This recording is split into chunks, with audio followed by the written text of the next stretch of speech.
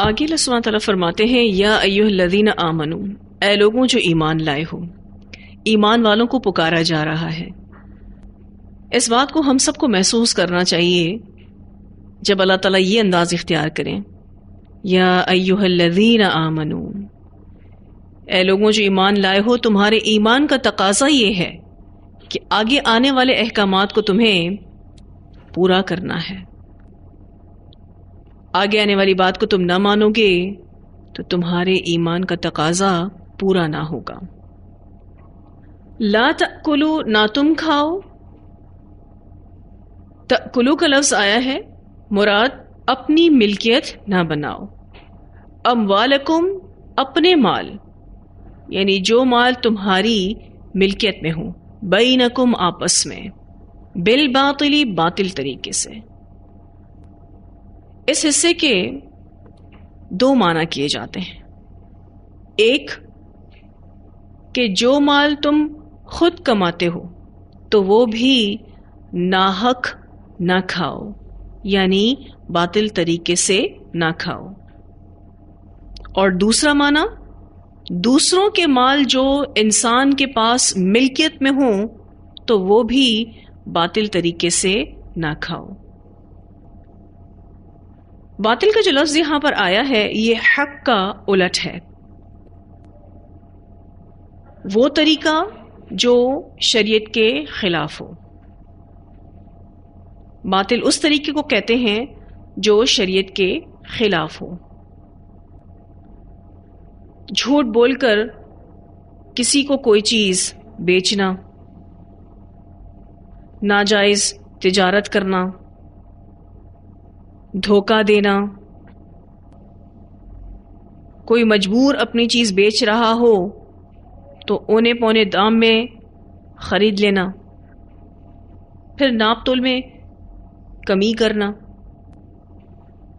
چوری کرنا، ڈاکہ ڈالنا، سود کے ذریعے مال کمانا، جوا کھیلنا۔ تو باطل طریقے میں ہر اس طریقے کا شمار ہو جائے گا جو شریعت کے خلاف ہو۔ یا ایھا الذین آمنوا لا تأکلوا اموالکم بینکم بالباطل۔ تو کمائی کے جتنے بھی ناجائز طریقے ہیں سب باطل میں آ جاتے ہیں۔ حیلہ سازی کے ساتھ کسی کا مال کھانا بھی حرام ہے، اور اپنے مال کو غلط طریقے سے خرچ کرنا بھی اسی میں داخل ہے۔ اس بارے میں ایک روایت بھی آتی ہے، رسول اللہ صلی اللہ علیہ وسلم نے فرمایا، حلال بھی واضح ہے اور حرام بھی واضح ہے، البتہ ان دونوں کے درمیان کچھ امور مشتبہ ہیں۔ جس نے اس کام کو چھوڑ دیا جس میں گناہ کا شبہ ہے تو وہ اس کام کو زیادہ چھوڑنے والا ہوگا جس کا حرام ہونا واضح ہے۔ یعنی اگر کوئی شخص اس کام کو بھی چھوڑ دیتا ہے کہ جس میں اس کو صرف اور صرف گناہ کا شبہ ہے تو انشاءاللہ وہ حرام سے بہت اچھے سے بچ جائے گا، اور جس نے اس کام کی جرأت کی جس میں گناہ کا شبہ ہے تو قریب ہے کہ وہ اس کام میں جا پڑے گا جس کا حرام ہونا واضح ہے۔ گناہ اللہ کی چراگاہ ہیں، جو شخص چراگاہ کے ارد گرد ریوڑ چراتا ہے ممکن ہے کہ وہ چراگاہ میں بھی جا پڑے۔ اسے بخاری نے روایت کیا ہے۔ یعنی جو باؤنڈیشنز اللہ سبحانہ تعالیٰ نے لگائی ہیں نا، آپ اس کو چراگاہ سے سمجھ سکتے ہیں کہ یہ گناہ آپ اس کے قریب بھی نہیں جانا۔ تو جو شخص چراگاہ کے ارد گرد اپنے ریوڑ کو لائے گا تو کیا ممکن ہے کہ وہ چراگاہ میں بھی جا پڑے گا۔ جو باؤنڈیشنز اللہ تعالیٰ نے ہم پر لگائی ہیں ان کے قریب بھی نہیں جانا ہے۔ تو یہاں مومنوں سے اللہ تعالیٰ کا خطاب ہے، اے ایمان والوں، تم لوگ ایک دوسرے کا مال چوری، دھوکہ دہی، جوا، سود اور دیگر حرام طریقوں سے نہ کھایا کرو۔ آگے اللہ سبحانہ تعالیٰ فرماتے ہیں الا مگر ان یہ کہ تکونہ ہو تجارتن تجارت. تجارت کا معنی یہ ہے کہ کچھ کمانے کے لیے اشیاء کا تبادلہ کرنا، یعنی نفع کی خاطر اشیاء کا تبادلہ کرنا، ایکسچینج کرنا. محنت مزدوری کے بعد اجرت لینا بھی تجارت میں آتا ہے. تو اللہ سبحانہ تعالیٰ فرماتے ہیں الا ان تکون تجارتن، مگر یہ کہ ہو تجارت، عن تراض منکم، باہم رضامندی سے تمہاری طرف سے. یہ تجارت کے لیے شرط ہے، عن تراض منکم. ایک روایت میں آتا ہے نبی اکرم صلی اللہ علیہ وسلم نے فرمایا خریدنے والا اور بیچنے والا صرف اسی حال میں جدا ہوں کہ وہ ایک دوسرے سے راضی ہوں. اسے ترمذی نے روایت کیا ہے، یعنی وہ ایک دوسرے سے مطمئن ہوں. اور یہاں قرآن پاک میں بھی تجارت کے لیے لازمی شرط بتائی گئی ہے کہ باہم رضامندی ہو. اگر ایسا نہ ہو تو پھر وہ تجارت باطل ہے. بخاری کی روایت میں آتا ہے آپ صلی اللہ علیہ وسلم نے فرمایا خریدنے والا بیچنے والا صاحب اختیار ہیں جب تک الگ نہ ہوں. یعنی دونوں کو اختیار ہوتا ہے کہ وہ اپنا فیصلہ بدل لیں. مثلا اگر کوئی شخص کوئی چیز بیچ رہا ہے اور ابھی وہ ٹریڈ چل ہی رہی ہے، وہ تجارت چل ہی رہی ہے، تو وہ بیچنے سے انکار کر سکتا ہے. اور اس کے برعکس اگر کوئی شخص کوئی چیز خرید رہا تھا لیکن ابھی یہ تجارت چل ہی رہی ہے، تو اس کے پاس یہ اختیار ہے کہ وہ خریدنے سے انکار کر سکتا ہے. تو بیچنے والا اور خریدنے والا دونوں صاحب اختیار ہیں جب تک کہ سودا پورا نہ ہوا ہو. اچھا، سودا جب پورا ہو جاتا ہے تو پھر وہ اختیار ختم ہو جاتا ہے. یعنی خریدار اپنی خریدی ہوئی چیز کو واپس نہیں کر سکتا اور بیچنے والا اپنی بیچی ہوئی چیز کو واپس نہیں لے سکتا. الا ان تکون تجارتا عن تراض منکم. اس بارے میں کچھ اور روایات بھی ہم دیکھیں گے جس میں اس بات کو واضح کیا جائے گا کہ باطل طریقے سے مال کمانا جائز نہیں. آپ صلی اللہ علیہ وسلم نے فرمایا جو شخص قسم کھا کر کسی مسلمان کا حق مار لیتا ہے اللہ اس کے لیے دوزخ واجب کر دیتے ہیں اور جنت اس کے لیے حرام ہے. کسی نے آپ صلی اللہ علیہ وسلم سے پوچھا اگرچہ یہ حق تلفی بالکل معمولی قسم کی ہو تب بھی؟ فرمایا اگر وہ پیلو کے درخت کی ایک شاخ ہی کیوں نہ ہو. اسے مسلم نے روایت کیا ہے.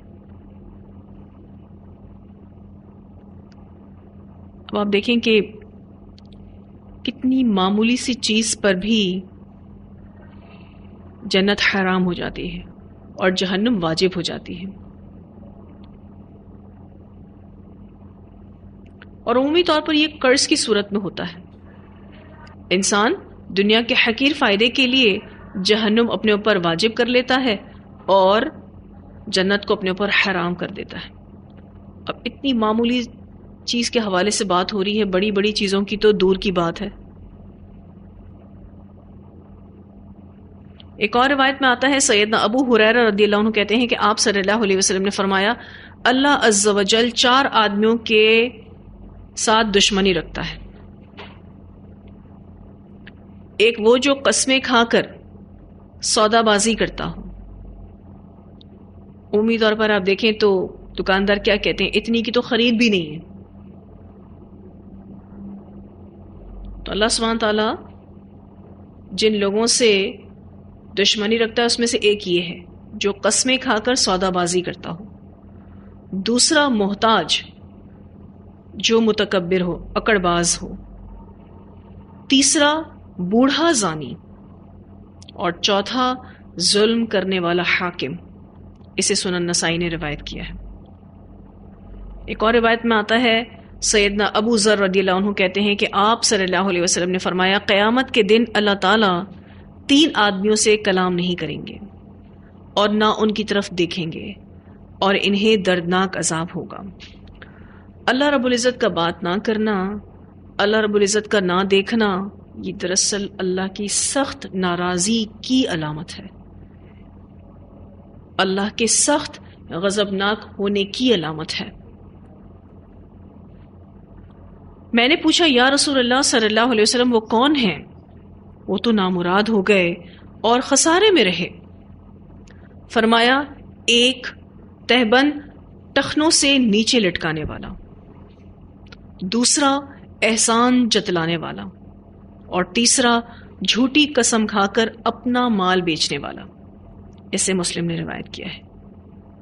اب یہاں اس تفسیر میں اس حدیث کی کوٹیشن اس اعتبار سے ہوتی ہے جو تیسری کنڈیشن بتائی گئی ہے کہ جھوٹی قسم کھا کر اپنا مال بیچنے والا۔ تو یہ کون سی تجارت ہے؟ باطل تجارت ہے، باطل طریقے سے مال کمانا ہے۔ ایک اور روایت میں آتا ہے، آپ صلی اللہ علیہ وسلم نے فرمایا، اے تاجروں کے گروہ، جتنے بھی بزنس مین ہیں، اللہ تعالیٰ ان سب کو اس حدیث میں نبی اکرم صلی اللہ علیہ وسلم کے ذریعے مخاطب کر رہے ہیں۔ آپ صلی اللہ علیہ وسلم نے فرمایا، اے تاجروں کے گروہ، سودے بازی میں بیہودہ باتیں اور قسمیں شامل ہو جاتی ہیں، لہٰذا تم ان کے ساتھ صدقہ بھی ملا لیا کرو۔ اسے ترمذی نے روایت کیا ہے۔ یعنی جب تم بزنس کرتے ہو تو اس میں بہت ساری باتیں غلط شامل ہو جاتی ہیں، اس لیے صدقہ کر دیا کرو تاکہ اس صدقے کی وجہ سے ہونے والی کوتاہیاں معاف ہو جائیں۔ پھر ناپ تول میں کمی سے متعلق آپ صلی اللہ علیہ وسلم نے فرمایا کہ بلا شبہ تم 2 ایسے کاموں کے والی بنائے گئے ہو کہ تم سے پہلے کی قومیں اسی جرم کی پاداش میں ہلاک ہوئی، اور آپ سب جانتے ہیں کہ ناپ تول کی کمی کی وجہ سے قوم شعیب ہلاک ہوئی تھی۔ اسے ترمذی نے روایت کیا ہے۔ ایک اور روایت میں آتا ہے کہ ایک دفعہ آپ صلی اللہ علیہ وسلم بازار تشریف لے گئے، وہاں ایک تولنے والا کوئی جنس تول رہا تھا، یعنی کوئی چیز ایک شخص تول رہا تھا۔ اسے دیکھ کر آپ صلی اللہ علیہ وسلم نے فرمایا، تول اور کچھ جھکتا تول۔ اسے سنن نسائی نے روایت کیا ہے۔ یعنی تھوڑا سا ایکسٹرا وزن کر دو تاکہ وزن کو کم کرنے کا گناہ تمہارے نامہ اعمال میں نہ لکھا جائے۔ اب یہاں صرف وہی معاملہ نہیں ہے کہ آپ اگر کسی شخص کو کوئی چیز تولتا ہوا دیکھ رہے ہیں تو صرف اسی کی بات ہو رہی ہے، یہاں صرف اسی کی بات نہیں ہو رہی ہے، اس میں وہ شخص بھی شامل ہے جو کام کم کرے لیکن معاوضہ پورا لے، یعنی سیلری تو پوری لے رہا ہے لیکن کام پورا نہیں کر رہا، تو یہ بھی کمی کرنا ہے۔ اسی طرح سے اپنی ذمہ داریوں کو پورا نہ کرنا، حقوق کی ادائیگی نہ کرنا، یہ بات انشاءاللہ آپ آگے پڑھیں گے 30ویں پارے میں آتی ہے۔ اللہ تعالیٰ فرماتے ہیں سورۃ المطففین میں، ویل للمطففین، ہلاکت ہے ڈنڈی مارنے والوں کے لیے، الذین اذا اکتالوا علی الناس یستوفون، جب کوئی چیز خود سے لیتے ہیں تو پورا پورا لیتے ہیں، وَإِذَا كَالُوهُمْ أَوْ وَزَنُوهُمْ يُخْسِرُونَ، اور جب ان کو خود سے کوئی چیز دینی ہوتی ہے تو پھر اس میں کمی کر جاتے ہیں، یعنی اپنا حق لینے کی بات آئے تو پورا چاہیے لیکن دوسروں کو دینا ہے تو اس میں کمی کر جاتے ہیں۔ ایک اور روایت میں آتا ہے آپ صلی اللہ علیہ وسلم نے فرمایا اللہ یہود کو غارت کرے یعنی برباد کرے، ان پر چربی حرام کی گئی تو انہوں نے اسے پگھلایا پھر بیچ ڈالا۔ اسے بخاری نے روایت کی ہے، یعنی ہیلا سازی اختیار کی۔ آج ہم مسلمانوں میں یہ چیز عام نظر آتی ہے کہ ہیلے بہانے کر کے کسی چیز کو جو حرام ہو حلال کر لینا۔ آج آپ دیکھیں تو سود کے بڑے اچھے اچھے نام آپ کو بینکس میں ملیں گے، تو یہ کیا ہے؟ ہیلا سازی نہیں تو کیا؟ اس بارے میں ایک سوال نبی اکرم صلی اللہ علیہ وسلم سے صحابہ کرام نے کیا تھا۔ سیدنا جابر رضی اللہ تعالیٰ عنہ بیان کرتے ہیں کہ رسول اللہ صلی اللہ علیہ وسلم نے فرمایا بے شک اللہ اور اس کے رسول نے شراب، مردار، سور اور بتوں کی خرید و فروخت کو حرام قرار دیا ہے۔ یہ اسٹیٹمنٹ آپ صلی اللہ علیہ وسلم نے دی صحابہ کرام کو۔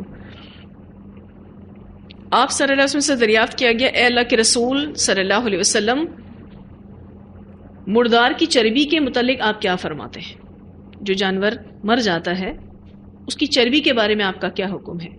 ہم اسے کشتیوں پر لگاتے ہیں، چمڑوں پر اس سے تیل کا کام لیتے ہیں اور لوگ اس سے چراغ بھی جلاتے ہیں۔ رسول اللہ صلی اللہ علیہ وسلم نے فرمایا نہیں، وہ بھی حرام ہے۔ مردار حرام ہے تو پورا مردار حرام ہے۔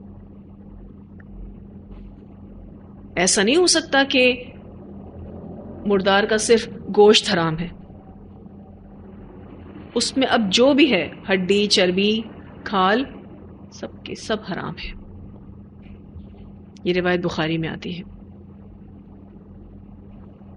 اسی طرح کتے، بلی، شراب، مردار، سور اور دیگر حرام چیزوں کی خرید و فروخت اور ان کی قیمت کھانا بھی حرام ہے۔ ابو زبیر رضی اللہ تعالیٰ عنہ کہتے ہیں کہ میں نے جابر رضی اللہ تعالیٰ عنہ سے کتے اور بلی کی قیمت لینے کے متعلق سوال کیا تو انہوں نے کہا کہ رسول اللہ صلی اللہ علیہ وسلم نے اس پر زجر و توبیخ فرمائی ہے، یعنی سخت ڈانٹ فرمائی ہے۔ اسے مسلم نے روایت کیا ہے۔ تو آپ دیکھیں لوگ آج کل کتنی اس کی ٹریڈ کرتے ہیں، حلال نہیں ہے۔ اس کے علاوہ ایک اور روایت میں آتا ہے، سیدنا ابو مسعود رضی اللہ تعالیٰ عنہ بیان کرتے ہیں کہ رسول اللہ صلی اللہ علیہ وسلم نے کتے کی قیمت، زانیہ کی مزدوری اور کاہن کی اجرت سے منع فرمایا ہے۔ سارے حرام ریسورسز ہیں کمانے کے۔ اسے بخاری نے روایت کیا ہے۔ کتا جو بیچتا ہے اور اس سے ملنے والی جو بھی کمائی ہے، اب وہ کوئی کمپنی بیچ رہی ہو یا کوئی ایک انسان بیچ رہا ہو، جو بھی اس کی خرید و فروخت کر رہا ہے حرام ہے۔ پھر اسی طرح سے جو پروسٹیٹیوٹ ہوتی ہیں، خواتین زانیہ عورتیں ہوتی ہیں، جو بہت سارے ریڈ لائٹ ایریاز ہوتے ہیں، جسم فروشی کے جو اڈے ہوتے ہیں، وہاں پر باقاعدہ لڑکیوں کو جسم فروشی کے کام کروائے جاتے ہیں اور پھر اس سے پیسہ کمایا جاتا ہے۔ حرام ہے۔ ایک تو زنا حرام، پھر اس سے آنے والی کمائی بھی حرام، پھر کاہن کی اجرت۔ تو آپ صلی اللہ علیہ وسلم نے منع فرمایا اس سے۔ یہ جو بھی حدیث میں نے آپ کے سامنے پڑھی کہ کتے کی قیمت اور فاحشہ کی کمائی اور یہ جو نجومی اور کاہن ہوتے ہیں، یہ جو اجرت کماتے ہیں، یہ سب حرام ہے۔ آپ کو کیا لگتا ہے کہ ان کاموں میں محنت نہیں؟ ان کاموں میں بھی محنت ہے۔ تو حرام کام کوئی کتنی بھی محنت کر کے کرے، آنے والی کمائی حرام ہے۔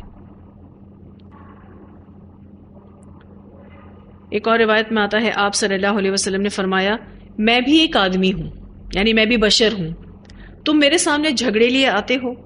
کبھی ایسا ہوتا ہے کہ ایک شخص اپنی دلیل دوسرے فریق کی نسبت اچھی طرح بیان کرتا ہے، چرب زبان ہوتا ہے، یعنی باتوں میں اتنا ایکسپرٹ ہوتا ہے کہ جس کے سامنے کوئی ایشو لے کر آیا گیا ہے وہ اس شخص کو اپنی طرف کر لے، اپنے باتوں میں ایکسپرٹ ہونے کی وجہ سے۔ تو کبھی ایسا ہوتا ہے کہ ایک شخص اپنی دلیل میں دوسرے فریق کی نسبت اچھی طرح بیان کرتا ہے اور میں جو سنتا ہوں اس پر فیصلہ کر دیتا ہوں. پھر اگر میں کسی کو اس کے مسلمان بھائی کا حق دلا دوں تو وہ ہرگز نہ لے. میں اسے دوزخ کا ایک ٹکڑا دلا رہا ہوں. اسے بخاری نے روایت کیا ہے. اس حدیث میں واضح طور پر بتایا گیا کہ کوئی شخص چرب زبانی سے کسی چیز کو حاصل کر لے جو اس کا حق نہ ہو اور وہ دوسرے کا حق مار رہا ہو، اس میں جھوٹے مقدمے بھی آ جاتے ہیں، تو یہ بھی اس کے نامہ اعمال میں حرام لکھا جائے گا. اور آپ صلی اللہ علیہ وسلم کے الفاظ دیکھیں کتنے سخت ہیں کہ میں اسے دوزخ کا ایک ٹکڑا دلا رہا ہوں. دنیا میں تو وہ ہو سکتا ہے کہ چند روپوں یا کسی اور چیز کا یا کسی بزنس کا یا کسی جائیداد کا کسی گھر کا کوئی حصہ لے کر اپنا فائدہ کر لے، لیکن آخرت میں تو اس کے لیے جہنم کا ٹکڑا بن رہا ہے.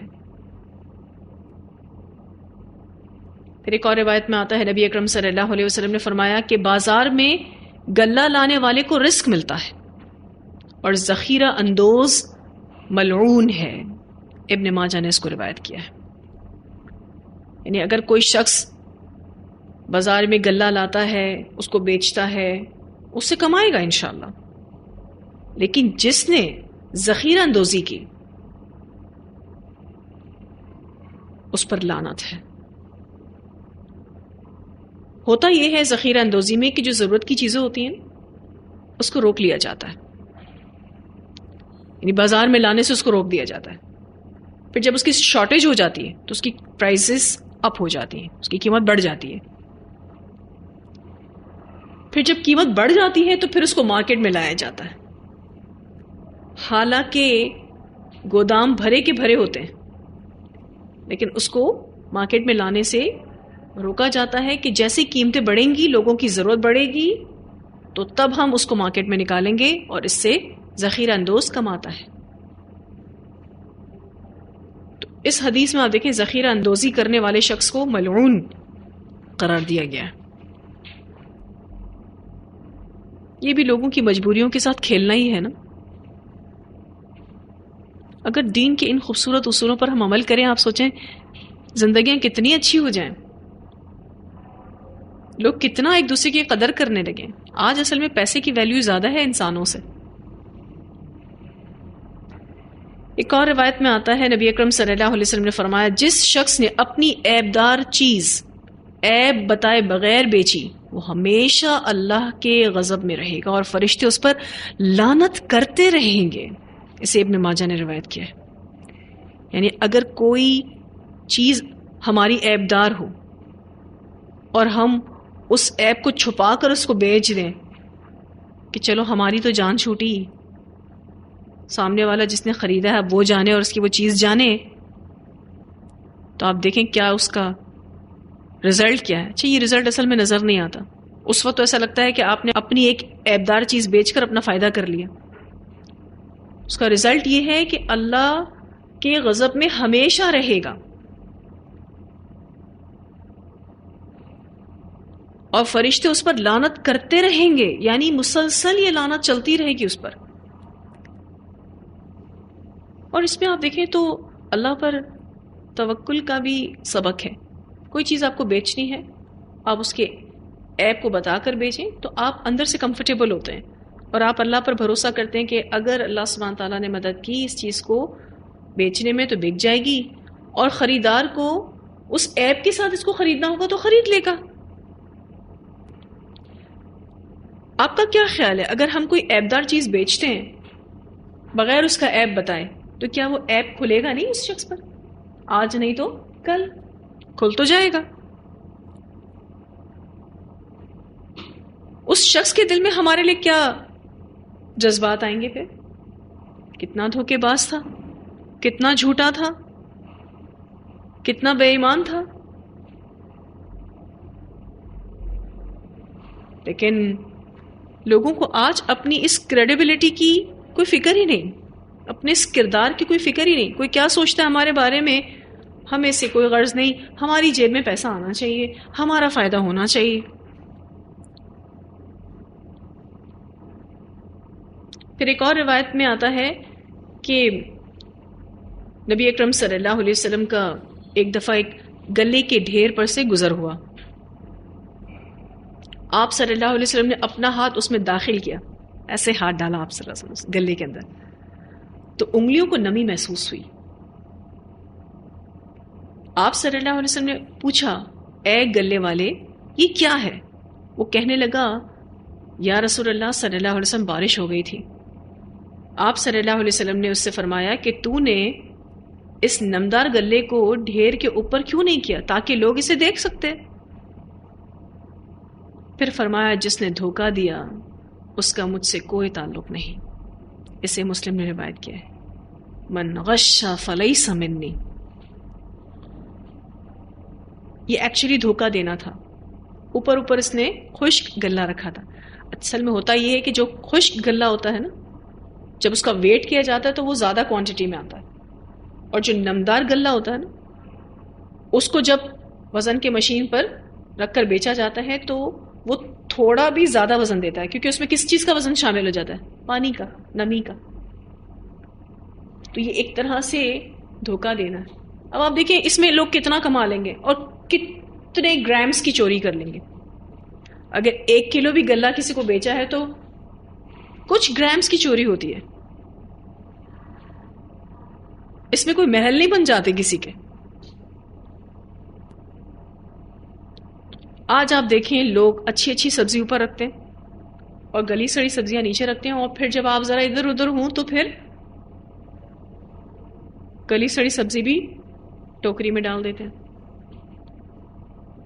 اور پیسے تر و تازہ اور صحیح سبزی کی لیتے ہیں۔ اچھا، آپ ایک مرتبہ دھوکہ کھا سکتے ہیں اس شخص سے، دوسری مرتبہ آپ کیا سوچتے ہیں ایسے شخص کے بارے میں؟ آئندہ اس سے سودا سلف نہیں لیں گے۔ تو کاروبار میں برکت ہوئی یا گھاٹا؟ کیا ہوا؟ گھاٹا ہی ہوا نا۔ اصل میں جو باطل طریقوں سے اللہ تعالیٰ نے روکا ہے نا، وہ اسی لیے روکا ہے کیونکہ اس سے برکت اٹھ جاتی ہے، انسان کی زندگی کا چین رخصت ہو جاتا ہے، سکون چلا جاتا ہے۔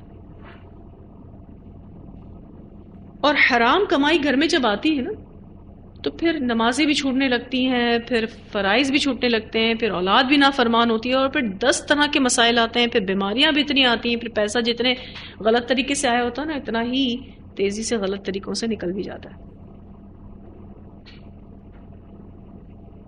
تو حلال کمانا دراصل اپنی زندگیوں میں سکون لانا ہے، اپنی زندگیوں میں برکت کو لانا ہے، اپنے آپ کو بیماریوں سے اور آفات سے بچانا ہے۔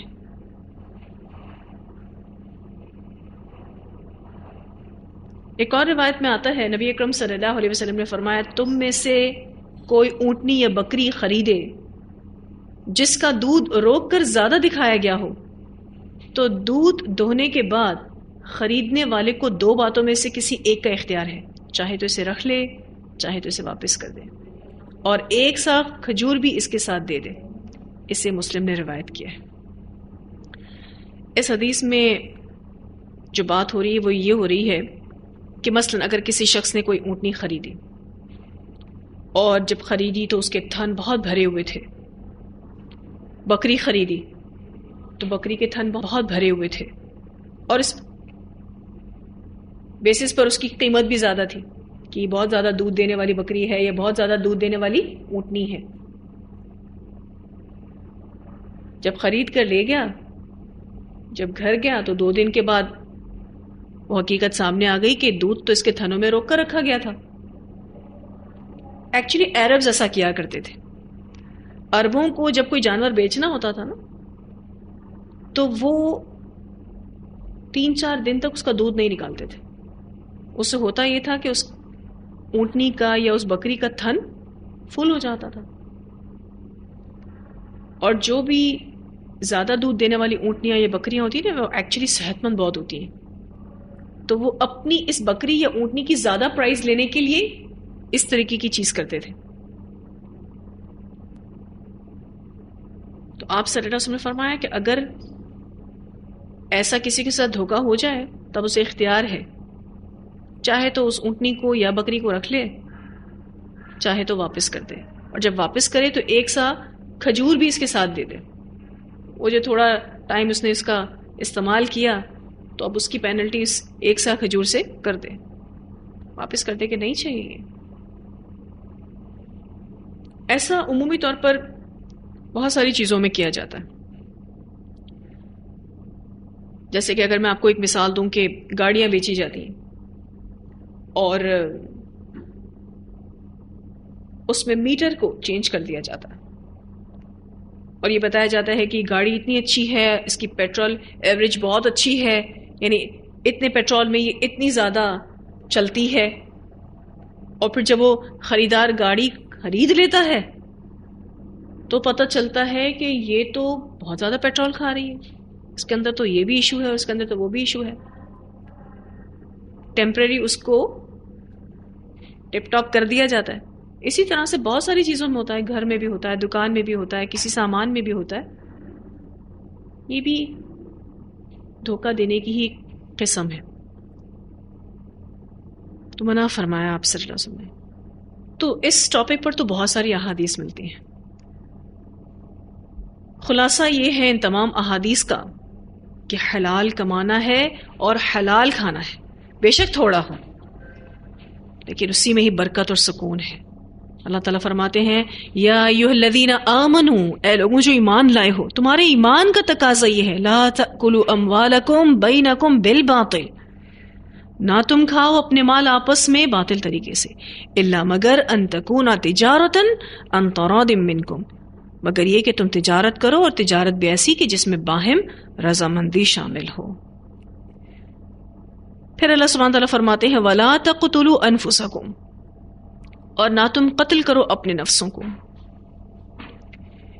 اس حصے کے 3 معنی بیان کیے جاتے ہیں۔ ایک معنی کہ نہ تم خودکشی کرو،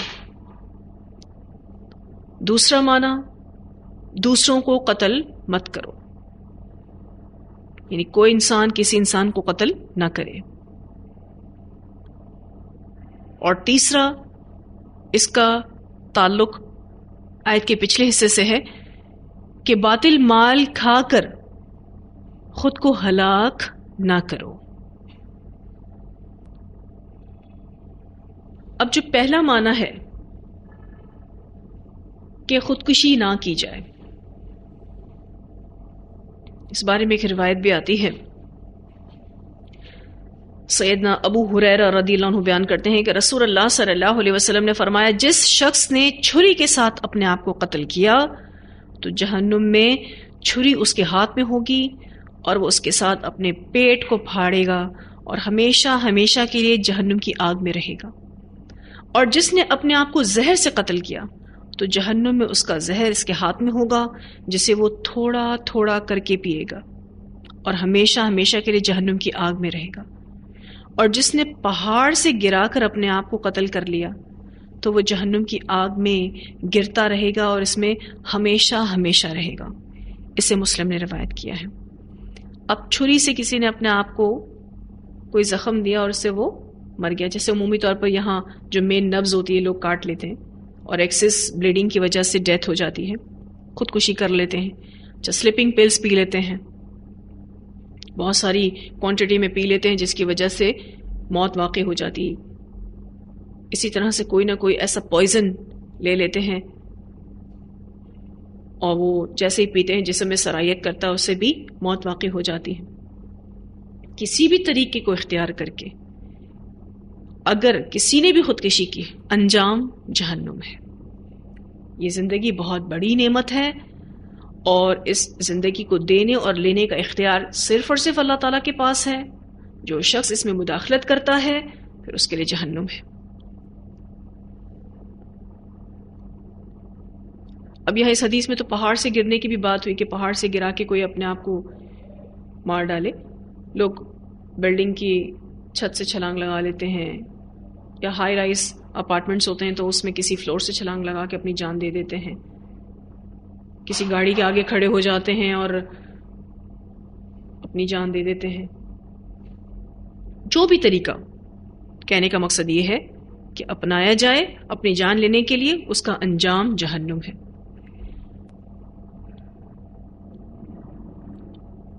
ایک اور روایت بھی آتی ہے اس بارے میں، سیدنا عامر بن عاص رضی اللہ تعالیٰ عنہ بیان کرتے ہیں کہ جب رسول اللہ صلی اللہ علیہ وسلم نے مجھے ذاتی سلاسل کے سال بھیجا تو میں ایک ایسی رات میں جنبی ہو گیا جو شدید سرد تھی، اور مجھے یہ خدشہ لاحق ہوا کہ اگر میں نے غسل کیا تو میں مر جاؤں گا۔ یعنی جو صحابی تھے جہاد پہ گئے ہوئے تھے، رات کا ٹائم تھا، حالت جنابت لاحق ہو گئی، کہا غسل کروں گا تو اتنی ٹھنڈ میں تو مر جاؤں گا، لہٰذا میں نے تیمم کر کے اپنے ساتھیوں کو صبح کی نماز پڑھا دی۔ اب ان صحابی نے کیا کیا کہ تیمم کیا اور اپنے ساتھیوں کو نماز پڑھا دی، اور جب رسول اللہ صلی اللہ علیہ وسلم کی خدمت میں حاضر ہوئے تو میں نے آپ صلی اللہ علیہ وسلم سے اس کا تذکرہ کیا، سارا وہ سینیریو بتایا آپ صلی اللہ علیہ وسلم کو کہ یہ ہوا تھا اور میں نے یہ کیا۔ چنانچہ آپ صلی اللہ علیہ وسلم نے فرمایا، عمر تم نے اپنے ساتھیوں کو حالت جنابت میں ہی نماز پڑھا دی؟ میں نے عرض کی، اللہ کے رسول صلی اللہ علیہ وسلم مجھے شدید سرد رات میں احتلام ہو گیا تھا، سو خدشہ تھا کہ اگر میں غسل کروں گا تو مر جاؤں گا۔ کہتے ہیں کہ اس موقع پر مجھے اللہ تعالیٰ کا یہ ارشاد یاد آیا، وَلَا تَقْتُلُوا أَنفُسَكُمْ إِنَّ اللَّهَ كَانَ بِكُمْ رَحِيمًا، اور اپنے آپ کو قتل نہ کرو، بے شک اللہ تعالیٰ تم پر ہمیشہ سے بے حد مہربان ہے۔ کہتے ہیں میں نے تیمم کر کے نماز پڑھا دی۔ یہ سن کر نبی اکرم صلی اللہ علیہ وسلم ہنسنے لگے اور آپ نے مزید کچھ نہ فرمایا۔ اسے مسند احمد نے روایت کیا ہے۔ آپ صلی اللہ علیہ وسلم کا خاموش ہو جانا کس بات کی علامت ہے؟ کہ آپ نے ان کے اس فہم کو اوکے کر دیا۔ اسے حدیث تقریری بھی کہتے ہیں کہ اگر کوئی صحابی کوئی امر اختیار کریں اور اس پر رسول اللہ صلی اللہ علیہ وسلم خاموش ہو جائیں تو یہ بھی اپروول ہوتا تھا آپ صلی اللہ علیہ وسلم کی طرف سے کہ ایسا ہی کرنا چاہیے۔ ایک اور روایت اس بارے میں آتی ہے، نبی اکرم صلی اللہ علیہ وسلم نے فرمایا کہ تم سے پہلے لوگوں میں سے ایک شخص کو زخم لگے تو اس نے چھری سے اپنا ہاتھ کاٹ ڈالا، تمام خون بہہ گیا اور اسی میں وہ مر گیا، تو اللہ تعالیٰ نے فرمایا کہ میں نے اس پر جنت حرام کر دی ہے۔ اسے مسلم نے روایت کیا ہے۔ تو خودکشی حرام ہے، وَلَا تَقْتُلُوا أَنفُسَكُمْ، تو پہلا معنی اس میں خودکشی کا تھا۔ دوسرا معنی اس کا آتا ہے وَلَا تَقْتُلُوا أَنفُسَكُمْ کا کہ دوسروں کو قتل نہ کرو، مسلمان کو قتل نہ کرے۔ انداز آپ دیکھیں کتنا خوبصورت اختیار کیا گیا ہے، وَلَا تَقْتُلُوا أَنفُسَكُمْ، اور نہ تم قتل کرو اپنے نفسوں کو، یعنی انسان دوسرے کو قتل کر کے یہ سوچے کہ میں نے خود کو قتل کیا ہے۔ تو انسانی جان کی بڑی اہمیت ہے، کوئی کسی کو قتل نہیں کر سکتا۔ پھر تیسرا معنی وَلَا تَقْتُلُوا أَنفُسَكُمْ کا پچھلے سیاق و سباق سے تعلق رکھتا ہے، وَلَا تَقْتُلُوا أَنفُسَكُمْ یعنی باطل مال کھا کر خود کو ہلاک نہ کرو۔ پھر اللہ سبحانہ تعالیٰ فرماتے ہیں ان اللہ، بے شک اللہ تعالیٰ کانا ہے، بکم تم پر رحیمہ، رحم کرنے والا۔ بلا شبہ اللہ تم پر نہایت مہربان ہے۔ یعنی اللہ سبحانہ تعالیٰ نے یہ جو احکامات ہمیں بتائے ہیں، جو اسلام کی تعلیمات ہمیں دی ہیں، جو اتنا خوبصورت دین ہمیں دیا ہے، اتنا آسان دین ہمیں دیا ہے جس پر ہم بہت آسانی سے عمل کر سکتے ہیں، تو یہ اسی لیے ہے کہ اللہ تعالیٰ ہم پر رحم کرنے والا ہے۔ پھر اللہ سبحانہ تعالیٰ فرماتے ہیں وَمَن يَفْعَلْ ذَلِكَ، اور جو کوئی کرے گا ایسا، اور ذالک اسم اشارہ ہے، اس میں ان تمام معنوں کو ہم شامل کریں گے، یعنی جو ایسا کرے گا یعنی باطل طریقے سے مال کھائے گا، خودکشی کرے گا، یا کسی انسان کو قتل کرے گا، جو کوئی بھی ایسا کرے گا عدواناً زیادتی کرنے کے لیے، وظلماً اور ظلم کرنے کے لیے، فسوف پس ان قریب نصلیہ ہم داخل کریں گے اس کو نارن آگ میں، وَكَانَ ذَلِكَ، اور ہے یہ یا ایسا کرنا، یعنی اس شخص کو آگ میں ڈالنا، علی اللہ، اللہ پر، یسیرا، آسان. تو اللہ تعالیٰ کے لیے یہ بہت آسان ہے. تو یہاں ذالکہ سے مراد وہ تمام اوامر اور نواہی ہیں جن کا اس آیت میں بھی ذکر ہوا، اور اگر آپ اس کو سورت کے ابتدا سے بھی لے لیں تو بھی بہت بہتر معنی ہوگا. جو کوئی بھی اللہ کی نافرمانی کرے گا، اوامر یعنی جن کاموں کا حکم دیا گیا ہے، اور نواہی یعنی جن کاموں سے روکا گیا ہے اس کی پرواہ نہ کرے گا، گناہوں کا ارتکاب کرتا جائے گا، تو اس کی سزا دوزخ ہے. فَسَوْفَ نُصْلِيهِ نَارًا وَكَانَ ذَلِكَ عَلَى اللَّهِ يَسِيرًا. اور اس شخص کو ٹھکانے لگانا، اس کو ختم کرنا، اس کو جہنم کی آگ میں ڈالنا، یہ اللہ کے لیے کچھ مشکل نہیں.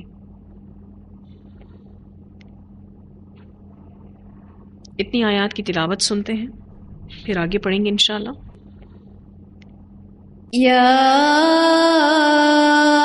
ایہا الذین آمنوا لا تأکلوا اموالکم بینکم بالباطل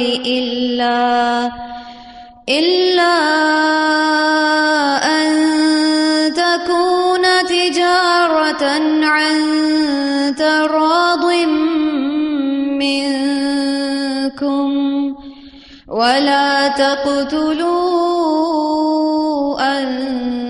أنفسكم إن الله كان بكم رحيما ومن يفعل ذلك عدوانا وظلما فسوف نصليه نارا وكان ذلك على الله يسيرا.